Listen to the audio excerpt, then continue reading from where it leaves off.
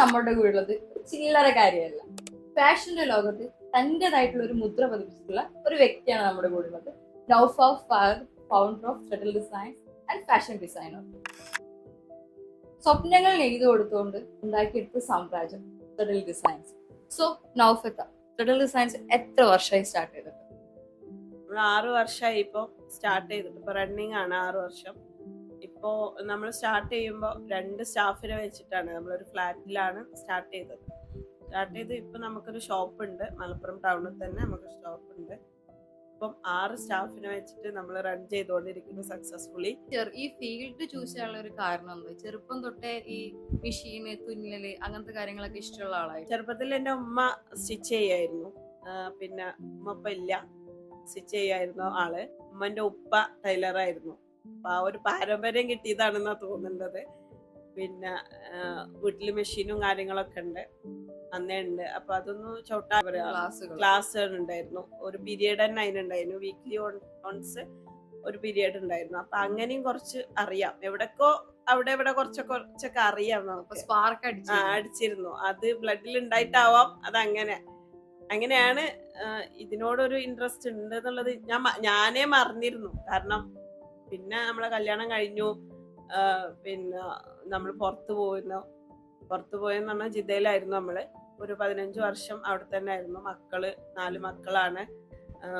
ഇവരെ പഠിപ്പിക്കുക, ഇവരെ കാര്യങ്ങൾ നോക്കുക, ഒരു ഹൗസ് വൈഫ് എന്നുള്ള രീതിയിലാണ് ഞാൻ അവിടെ നിന്നിട്ടുള്ളത്, ഗൾഫിൽ നിന്നിട്ടുള്ളത്. ഹസ്ബൻഡിനെ നോക്കുക, ഈ ഒരു കാര്യം മാത്രം. എന്റെ ചുറ്റുപാട് വേറെ ഒന്നുമില്ല. മറ്റേ കാര്യം ഈ സ്റ്റിച്ചിങ്ങും കാര്യങ്ങളൊക്കെ ഞാൻ മറന്നാണ്. അതൊന്നും എനിക്ക് ഓർമ്മയില്ല. പക്ഷെ നാട്ടിലേക്ക് വരേണ്ട ഒരു സാഹചര്യം നമുക്ക് ഉണ്ടായി. ചെറിയ മോളെ പ്രസവിച്ച ഒരു 52ാമത്തെ ദിവസമാണ് നമ്മൾ നാട്ടിലേക്ക് പോരുന്നത്. അത് ഹസ്ബൻഡിന്റെ ജോലിയിൽ ചെറിയ പ്രശ്നങ്ങളൊക്കെ ഉണ്ടായിട്ടാണ് നമ്മൾ നാട്ടിലേക്ക് വരുന്നത്. നാട്ടിലേക്ക് വരുമ്പോൾ നമുക്കൊരു വലിയൊരു ക്വസ്റ്റ്യൻ ഉണ്ടായിരുന്നു, എന്ത് എന്നുള്ളത്. പ്രവാസി നാട്ടിൽ വന്ന് നിൽക്കുമ്പോൾ വലിയൊരു ക്വസ്റ്റ്യൻ തന്നെ ആണ്. നാട്ടിൽ വന്നു സെറ്റിലായി, മക്കളെ സ്കൂളും കാര്യങ്ങളൊക്കെ അങ്ങനെ പോയിക്കൊണ്ടിരിക്കുമ്പോഴാണ് ഹസ്ബൻഡിന് 1 വർഷം കഴിഞ്ഞപ്പോൾ ഹസ്ബൻഡിന് വലിയൊരു മേജർ ഓപ്പറേഷനും കാര്യങ്ങളൊക്കെ വന്നു.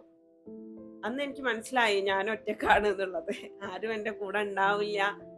നമ്മളെ കയ്യിൽ ഒന്നും ഇല്ലെങ്കിൽ നമുക്ക് ഒരു ആസ് എ ലേഡി എന്നുള്ള രീതിയിൽ നമുക്ക് എന്തെങ്കിലും ഏണിങ്സ് വേണം എന്നുള്ളത് അന്ന് എനിക്ക് മനസ്സിലായി.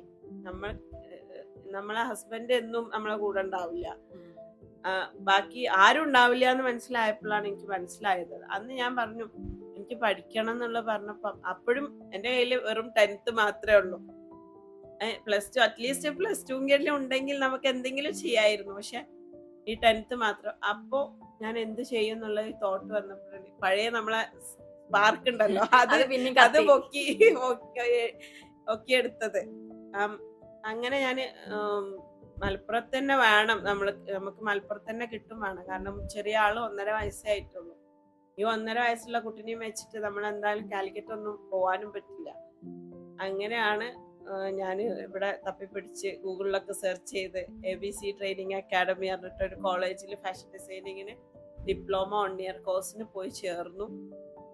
അങ്ങനെ അതാ കൊറോണന്റെ ടൈമിലാണ് നമ്മൾ 6 മന്ത് ആയത്. വീണ്ടും 6 മന്ത് നമുക്ക് ബാക്കി ഇരിക്കുന്നുണ്ട്. ഇത് കംപ്ലീറ്റ് ആക്കണമല്ലോ, എന്നാലും നമുക്ക് സർട്ടിഫിക്കറ്റും എന്തെങ്കിലും ഒരു എക്സാം ഒക്കെ എഴുതിയാൽ കിട്ടുള്ളൂ. അങ്ങനെ ഇവര് ഇത് എവിടെയും ഓപ്പൺ ആക്കാനും പറ്റാത്തൊരു സിറ്റുവേഷനിൽ നിൽക്കുമ്പോൾ ഞാൻ വിളിച്ചിട്ട് പറഞ്ഞു എനിക്കിത് കംപ്ലീറ്റ് ആക്കണം. സാറിനെ വിളിച്ചിട്ട് എനിക്ക് കംപ്ലീറ്റ് ആക്കണം, എന്തായാലും നിങ്ങൾ ഇത് എന്തെങ്കിലും ചെയ്തു തരുന്നിട്ട്. അങ്ങനെ ഞാൻ അവരെ കൊണ്ട് തുറപ്പിച്ചെന്ന് തന്നെ പറയാതെ. അന്ന് എല്ലാരും പറഞ്ഞു നിന്നെ കൊണ്ടാണ് തുറക്കുന്നത് എന്നുള്ള രീതിയിൽ എല്ലാരും സംസാരിച്ചിരുന്നു. പക്ഷെ ഞാനതൊന്നും കാര്യമായിട്ട് എടുക്കാതെ എല്ലാരും എൻ്റെ കൂടെ ഉള്ള ആ ബാച്ചിലുള്ള എല്ലാവർക്കും ജോലിയായും ചെയ്തു. ഞാനൊരാള് കാരണം എല്ലാരും ഒന്ന് എക്സാം എഴുതി, എല്ലാവർക്കും ജോലിയായി. ഇപ്പൊ എല്ലാരും നല്ല രീതിയിൽ, ഞാനും നല്ല രീതിയിൽ വർക്ക് ചെയ്തുകൊണ്ടിരിക്കുന്നുണ്ട്.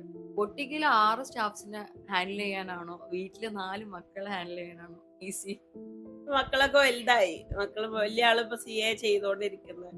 അപ്പൊ അതിൻ്റെതായിട്ടുള്ള ചെറിയ ആളിപ്പം 8 വയസ്സായി ആൾക്ക്. അപ്പൊ ഒറ്റയ്ക്ക് എല്ലാം ചെയ്യാൻ ഉള്ളതായി. പക്ഷെ ബൊട്ടിക്കിലെ സ്റ്റാഫിനെ മാനേജ് ചെയ്യാൻ തന്നെയാണ് ടാസ്ക്. എങ്ങനെയാണ് മക്കളെങ്ങനെ കോപ്പറേറ്റീവ് ആണോ? ഹസ്ബൻഡ് ഒക്കെ ഭയങ്കര കോപ്പറേറ്റീവ് ആണോ ഈ കാര്യത്തിലൊക്കെ?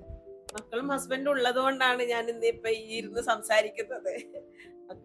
അവരെ സപ്പോർട്ട് ഉള്ളത് കൊണ്ട് തന്നെയാണ്. വേറെ ആരും സപ്പോർട്ട് ചെയ്യാൻ ഉണ്ടായിട്ടില്ല. അല്ല, ഇവര് സപ്പോർട്ട് ഇല്ല എന്നുണ്ടെങ്കിൽ ഞാൻ ഇന്ന് ഈ ഒരു ഫീൽഡിലേക്ക് വരൂല്ല. ഷട്ടിൽ ഡിസൈൻസിന്റെ മാത്രം എന്ന് പറയാനുള്ള പ്രത്യേകതകൾ എന്താണ്? മോസ്റ്റ്ലി നമ്മൾ ചെയ്യുന്നത് കസ്റ്റമൈസേഷൻ ആണ്. അത് ഏത് ബഡ്ജറ്റിൽ വേണമെങ്കിലും നമുക്ക് ചെയ്തെടുക്കാൻ പറ്റും. അത് എംബ്രോയിഡറി ആവുമ്പോൾ കുറച്ച് അത്യാവശ്യം റേഞ്ച് വരും എന്ന് മാത്രം. ഇപ്പൊ ഞാനൊരു 2000 ആ റേഞ്ചിൽ സ്റ്റാർട്ട് ചെയ്ത ആ റേഞ്ച് മുതലാണ് നമ്മൾ സ്റ്റാർട്ട് ചെയ്തിരുന്നത്. സ്റ്റാർട്ടിങ് റേഞ്ച് എന്ന് പറയുന്നത് അതായിരുന്നു. ഇപ്പൊ നമ്മൾ ചെയ്യുന്ന വർക്ക് എന്ന് പറയുന്നത് 50K, ഒരു 50,000 ആ റേഞ്ചിലേക്ക് നമ്മൾ മാറി. അത്രയും വെഡിങ്ങിന്റെ കാര്യങ്ങൾ ഗ്രോത്ത് നമുക്കുണ്ട്. ഈ ഒരു 5 വർഷം കൊണ്ട് എനിക്ക് അത് നേടിയെടുക്കാൻ പറ്റി എന്നുള്ളത് ഭയങ്കര പ്രൗഡാണ് എനിക്ക്. ഇനി ഇപ്പൊ നമ്മൾ വെഡിങ് ഒക്കെ കാര്യമായിട്ട് നല്ല സക്സസ്ഫുള്ളി പോകുന്നുണ്ട്. നേരത്തെ ഞാൻ പറഞ്ഞ പോലെ പുള്ളിക്കാരി ചില്ലറകാരിയല്ല. ഞാൻ നേരത്തെ പറഞ്ഞല്ലോ, ഒരു ABC അക്കാഡമി എന്നാണ് അവരുടെ ഡിപ്ലോമ പഠിച്ചെടുത്തത്. അതേ അക്കാഡമിയുടെ 2 ഫ്രാഞ്ചൈസിയാണ് മൂപ്പത്തി സ്റ്റാർട്ട് ചെയ്തിട്ടുള്ളത്. ഒന്ന് വേങ്ങരയിലും ഒന്ന് ചെമ്മാടും. സോ അതിനെ കുറിച്ച് എന്തെങ്കിലും ABCനെ കുറിച്ച് പറയുമ്പോൾ എനിക്ക് കുറെ പറയാനുണ്ട്. കാരണം ABC എന്നാണ് എന്റെ മൈൽ സ്റ്റോൺ സ്റ്റാർട്ട് ചെയ്യുന്നത്. ഒരു സ്റ്റെപ്പിങ് ഒരാൾക്ക് എന്തായാലും ഒരു ഇതുണ്ടാവും, അടുത്ത സ്റ്റെപ്പിലേക്ക് പോകണമെങ്കിൽ ഒരു ഇതുണ്ടാവും. അപ്പൊ അവിടെ നിന്നാണ് എന്റെ സ്റ്റാർട്ടിങ് എന്ന് പറയുന്നത്. അവിടെ നിന്ന് എന്റെ റഷീദ് സാറും റജി മിസ്സും റൂബി മിസ്സും ഇവരൊരു സപ്പോർട്ട് കൊണ്ടാണ് ഞാൻ ഇന്ന് ഇവിടെ ഇരിക്കുന്നുണ്ട്. ഇവരും എന്റെ ഫാമിലി, മക്കളെ, ഇവരാണ് എന്റെ ഇത്. അവിടുന്ന് ഒരുപാട് മോട്ടിവേഷൻ. നമ്മളെന്താ പറയുന്നത്, നമ്മളെ മറ്റുള്ളവർ എന്താ പറയാ, ആ ഒരു ചിന്ത മാത്രമേ ഉള്ളായിരുന്നു ഫസ്റ്റ് എനിക്ക്. ഇവിടെ വന്നതിന് ശേഷമാണ് അതല്ല ലൈഫ് എന്ന് മനസ്സിലായത്. നമുക്കായിട്ട് ജീവിക്കാൻ നമ്മൾ പഠിക്കണം എന്നുള്ളത് ഇവിടെ വന്നതിന് ശേഷമാണ് നമ്മൾ പഠിച്ചത്. അങ്ങനെ അവരൊരു സപ്പോർട്ട്. പിന്നെ സാറിനോട് ഞാൻ എപ്പോഴും പറയും, എനിക്ക് എന്തെങ്കിലും ആവണം, എനിക്ക് എന്തെങ്കിലും ചെയ്യണം. ഇത് കോഴ്സ് കഴിയാനപ്പോ എനിക്ക് ടെൻഷനായി, ഇത് കഴിയാനായല്ലോ ഇനി എന്താന്നുള്ളത്. അപ്പം സാർ പറഞ്ഞു, ഇങ്ങനെ വേങ്ങര ഞാനൊരു ഫ്രാഞ്ചൈസി തരാം, നീ അത് നടത്തിക്കോ. അന്ന് ടീച്ചിങ്ങിന് എന്നെ നിൽക്കാൻ പറഞ്ഞോടാ. ഞാൻ പറഞ്ഞു, ഞാൻ ടീച്ചിങ്ങിന് ഞാൻ നിൽക്കൂല, ഞാൻ സ്റ്റക്കായി പോവും. അവിടെ നിന്നാൽ ഞാൻ സ്റ്റക്കാവും എനിക്കറിയാം. കാരണം ഈ ഡെയിലി ഒരേ കാര്യങ്ങൾ എനിക്ക് അതിനോട് താല്പര്യമില്ല. പക്ഷെ എനിക്ക് എന്തെങ്കിലും ആവും വേണം. സാറിനോട് ഇത് പറഞ്ഞു ഞാനത് നടത്തിക്കോളാം, ടീച്ചേഴ്സിനെ വെച്ചോ. സാറ് പറഞ്ഞു, ടീച്ചേഴ്സിനെ നമ്മൾ വെക്കാം, നീ നടത്തിക്കോ. അങ്ങനെ വേങ്ങര എടുത്തു കുറച്ച് കഴിഞ്ഞപ്പോ ചെമ്മാടും എടുത്തു. അങ്ങനെ ഇപ്പൊ 2 സക്സസ്ഫുള്ളി നടന്നു പോകുന്നത്. ഫാഷൻ ഡിസൈനിങ് ജേർണിയിൽ എന്ത് മൊമെന്റിലാണ് ഭയങ്കര പ്രൗഡ് ഫീൽ ചെയ്തിട്ടുള്ളത്? ഞാനൊരു ഫാഷൻ ഷോ കണ്ടക്ട് ചെയ്തിരുന്നു ഇവിടെ തിരൂര് വെച്ചിട്ട്. അതെനിക്കൊരു ഫസ്റ്റ് സ്റ്റേജാണ്. ഫസ്റ്റ് സ്റ്റേജ് നമുക്ക് എന്നും മെമ്മറി ആണല്ലോ. അത് ഭയങ്കര ഒരു മെമ്മറൈസ് ഇതായിരുന്നു എനിക്ക്. അന്ന് ഭയങ്കരമായിട്ട് കണ്ണിലൊക്കെ എനിക്ക് വെള്ളം നിറഞ്ഞു. അതൊരു മറക്കാൻ പറ്റാത്ത അനുഭവമാണ് അത്. പിന്നെ നമ്മള് ഈസ്റ്റേണും ആര്യബഡായിക്ക് നമ്മളൊരു ഡ്രസ്സ് ചെയ്തു. അതും ഈ പറഞ്ഞ പോലെ പ്രൗഡ് മൊമെന്റ് തന്നെയാണ്. സെലിബ്രിറ്റീസിനൊക്കെ എങ്ങനെ ഡ്രസ് ചെയ്തു? നമ്മളിപ്പം സെലിബ്രിറ്റീസിന് ശ്വേത മേനോന് ചെയ്തു. അതുപോലെ നമ്മളെ ആങ്കർ മീരക്ക് ചെയ്തിരുന്നു. ഇപ്പൊ മീനാക്ഷിക്ക് ചെയ്തിട്ടുണ്ട്. പിന്നെ അത് നമ്മൾ ഫ്ലവേഴ്സ് ടിവിക്ക് വേണ്ടിയിട്ടാണ് ചെയ്തത്. ഇങ്ങനെ ഈ ആളുകൾക്ക് അവരിഷ്ടമുള്ള പോലെ നമ്മൾ സ്റ്റിച്ച് ചെയ്ത് കൊടുത്തിട്ട് അവര് ഫീഡ്ബാക്ക് പറയുമ്പോ എന്താണ് ഫീൽ ചെയ്യല്? ആ ഫീഡ്ബാക്ക് ആണ് നമ്മളെ ഏറ്റവും ഭയങ്കര ഒരു സന്തോഷം എന്ന് പറയുന്നത്. അതാണ്. അത് കേൾക്കുമ്പോ നമുക്ക് പിന്നെ ഒന്നും വേണ്ടെന്ന് പറയാം. അതാണ്. പിന്നെ എത്ര നമ്മൾ താഴേക്ക് പോയാലും പിന്നെ കേറി വരാനുള്ള ഒരു ഇൻസ്പിറേഷൻ ആ ഓരോ വാക്കുകളാണ് നമുക്ക്. ഈ ഇങ്ങനെ ഒരു ബിസിനസ് സ്റ്റാർട്ട് ചെയ്തതിനു ശേഷം ഈ ഒരു ബൊട്ടീക്ക് റൺ ചെയ്തോണ്ടിരിക്കും, എന്തൊക്കെ ലെസൺസ് ആണ് നഫ്സ പഠിച്ചിട്ടുള്ളത്? ലെസൺസ്, അതുപോലെ നിങ്ങൾ എന്തൊക്കെ ചാലഞ്ചസ് ആണ് ഫേസ് ചെയ്തുകൊണ്ടിരിക്കുന്നത് എപ്പോഴും? ചാലഞ്ചസ് എന്ന് പറയുന്നത്, നമ്മളെ നാട്ടില് മലപ്പുറം പോലത്തെ ഒരു നാട്ടില് എല്ലാവരും കാലിക്കറ്റ് ആണ് ഡിപ്പെൻഡ് ചെയ്യാറുള്ളത്. കസ്റ്റമൈസേഷനും അതുപോലെ തന്നെ ഡിസൈനിങ്ങിനും. ഈ മലപ്പുറത്ത് ഇങ്ങനെ ഒരു ഷോപ്പ് ഉള്ളത് ഒരു മനുഷ്യർക്ക് അറിയാത്തൊരു സിറ്റുവേഷൻ ആണ്. കാരണം നമ്മുടെ നാട്ടിൽ അങ്ങനെ ഇല്ല. മലപ്പുറത്ത് എല്ലാരും ഒന്നുകിൽ കാലിക്കറ്റ് പോകും, ഇല്ലെങ്കിൽ കോട്ടക്കല് പോകും, ഇല്ലെങ്കിൽ പെരിന്തൽമണ്ണ പോകും. നമ്മളെ നാട്ടില് ആരും അത് സെർച്ച് ചെയ്യാനും കൂടെ നിൽക്കൂല. അപ്പൊ അതൊരു ഭയങ്കര ചലഞ്ചാണ് എനിക്ക്. പക്ഷെ എനിക്കിപ്പോ ഇൻവെസ്റ്റേഴ്സ് വരുന്നുണ്ട്. കാരണം ഇതൊരു ബ്രാൻഡ് ആയപ്പം ആളുകൾ നമ്മളെ അടുത്തേക്ക് ഇൻവെസ്റ്റ് ചെയ്യാൻ വേണ്ടിട്ട്, മീൻസ് അവർക്ക് പാർട്ട്നേഴ്സ് ആവണം എന്നുള്ള രീതിയിൽ വരുന്നുണ്ട്. അവർക്ക് ഇവിടുന്ന് മാറ്റണം, മലപ്പുറത്ത് നിന്ന് മാറ്റണം. പക്ഷെ ഞാൻ അതിന് തയ്യാറല്ല. കാരണം എനിക്ക് നമ്മുടെ നാട്ടിൽ ഇത് എങ്ങനെ പിടിച്ചു നിർത്താൻ പറ്റും? ഞാൻ ഇവിടെ സക്സസ് ആയാലും എനിക്ക് എവിടെയും കൊണ്ടുപോയിട്ട് ഇത് ഇടാം. ഇതൊരു ബ്രാൻഡ് ആയല്ലോ. നമ്മളെ നാട്ടിലെ ആളുകൾക്ക് ഇത് സർവീസ് നമുക്ക് കൊടുക്കാൻ പറ്റും. കാരണം ഡൈ എന്ന് പറയുന്നത് നമ്മളെ അടുത്തേ ഉള്ളൂ. ഡയബിൾ ക്ലോത്ത്സും ഡയബിൾ എല്ലാ സർവീസസും നമ്മളെ അടുത്തേ ഉള്ളൂ. പിന്നെ എല്ലാ ടൈപ്പ് ഓഫ് മെറ്റീരിയലും നമ്മളെ കയ്യിലുണ്ട്. ഏത് വേണമെങ്കിലും നമ്മളെ ഷോപ്പിലേക്ക് ഒന്ന് കയറി നോക്കിയാലല്ലേ ഇതിൽ എന്താണ് സർവീസസ് ഉള്ളത് എന്ന് അറിയുള്ളൂ. ചെറിയൊരു ഷോപ്പാണ്, അങ്ങനത്തെ ഒരു ടോക്ക് ഞാൻ ഒരുപാട് ആളുകളുടെ അടുത്തുനിന്ന് കേട്ടിട്ടുണ്ട്. കയറി നോക്കിയിട്ട് ഇങ്ങനെയൊക്കെ ഉണ്ടോ എന്നുള്ള ചോദ്യം ചോദിക്കുമ്പോ ഭയങ്കര ഒരു ഇത് കയറി നോക്കിയാലല്ലേ അറിയുള്ളൂ. അപ്പൊ എല്ലാരും കേട്ടല്ലോ, ഇനി ഒരു കസ്റ്റമൈസേഷൻ ഡ്രസ്സിന് വേണ്ടിട്ട് നിങ്ങൾ കാലിക്കറ്റോ കോട്ടക്കറ്റോ ഒന്നും പോണ്ട, നമ്മളെ മലപ്പുറത്ത് തന്നെ ത്രെഡൽ ഡിസൈൻസ്. എന്തൊക്കെ സർവീസസ് ആണെന്ന് പറഞ്ഞേ? നമ്മൾ ഡൈ ചെയ്യുന്നുണ്ട്, സ്റ്റിച്ചിങ് ഉണ്ട്, ഡിസൈനിങ് ഉണ്ട്, ഏത് ടൈപ്പ് ഓഫ് ഇനിയിപ്പോ വെഡിങ്ങിന്റെ ഏത് ലെവലിലേക്ക് വേണമെങ്കിലും നമുക്ക് പോകാൻ പറ്റും. ഇനി വിസിറ്റ് ചെയ്യണമെന്നില്ല, നമുക്കൊരു കോൾ ചെയ്താൽ മതി, ബാക്കി നമ്മളെ ഏറ്റവും. ഇനി അങ്ങോട്ടുള്ള ഫ്യൂച്ചർ എന്താണ് ത്രെഡൽ ഡിസൈൻസ്? ഇപ്പൊ ഞാൻ പറഞ്ഞല്ലോ ചെറിയ ഷോപ്പാണ് എന്ന് ആളുകൾ പറയും.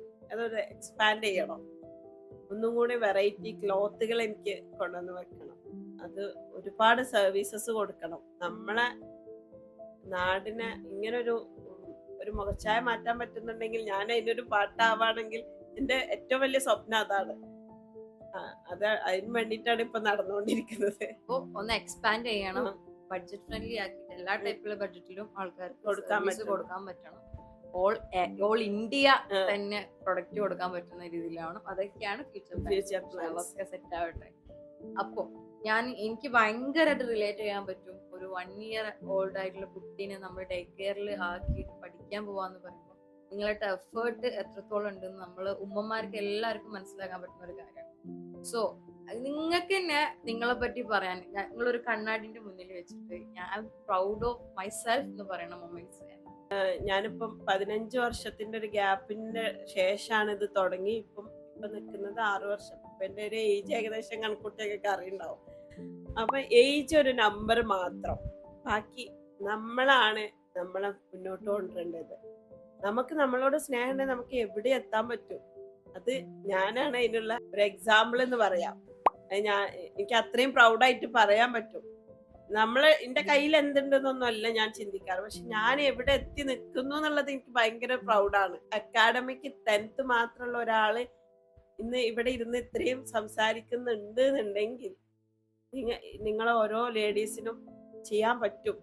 അത് നൗഫത്തിന്റെ മേലെ കൊടുത്തൊരു വിശ്വാസവും ആണ് നൗഫത്തിനെ ഇന്ന് ഈ നിലയിൽ എത്തിച്ചത്. അപ്പൊ എല്ലാവരും ഏജ് ഒരു ലിമിറ്റേഷൻ ആണ്, അല്ലെങ്കിൽ ഗ്യാപ്പ് ഒരു ലിമിറ്റേഷൻ ആണ്, മക്കളുള്ളൊരു ലിമിറ്റേഷൻ ആണെന്ന് പറഞ്ഞിരിക്കുകയാണെങ്കിൽ അതൊരു റീസണേ അല്ല.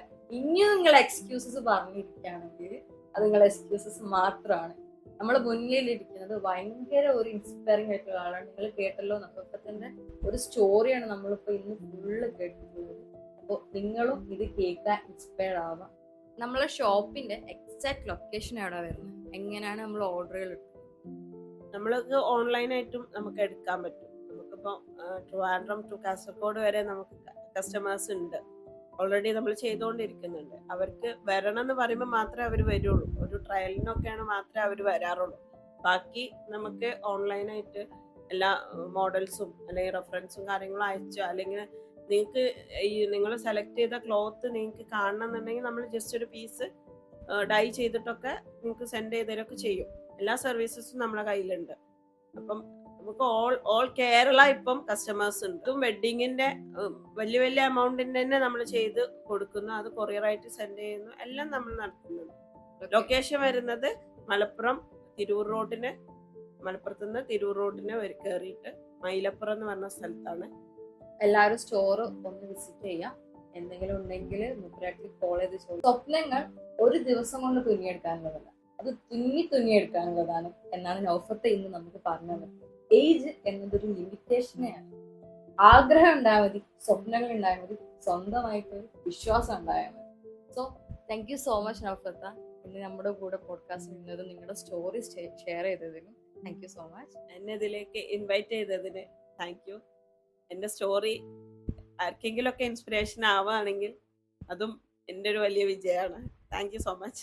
അപ്പൊ എല്ലാവരും നൗഫത്തിന്റെ സ്റ്റോർ ഒന്ന് വിസിറ്റ് ചെയ്ത് നോക്കുക. കൂടുതൽ ഡീറ്റെയിൽസ് ഞാൻ ഡിസ്ക്രിപ്ഷനിൽ കൊടുക്കാം. So see you guys in another